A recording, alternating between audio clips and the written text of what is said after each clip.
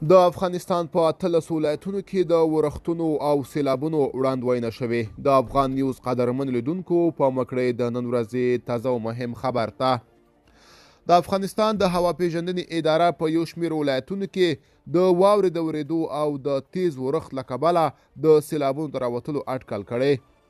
د هوا پیژندنې ادارې د خبر پاڼې له مخې چهارشنبه د لیندۍ په لومړۍ نیټه او سبا پنجشنبه د هرات، غور، بدخشان، تخار، کندوز، بامیان او پنجشیر په ګډون د هیواد د 13 ولایتونو په لوړو سیمو او همداراز سالنګونو کې د واورې اټکل کیږي.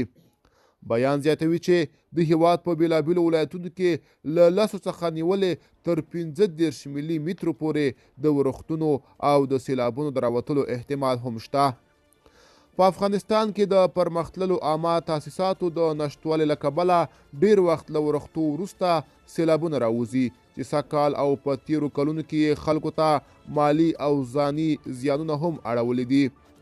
هوا پیژندنې ادارې داسې وخت د څو ولایتونو په شمول په سالنګونو د واورې د اورېدو اټکل کړی چې د لویو لارو وار له ډیره وخته د بیا رغونې د چارو په خاطر د ټرافیکو پر مخ تړلې او شمال ته د خاوک کوتل په څیر متبادلې لارې اوږدې او ډیرې ستونزمنې دي.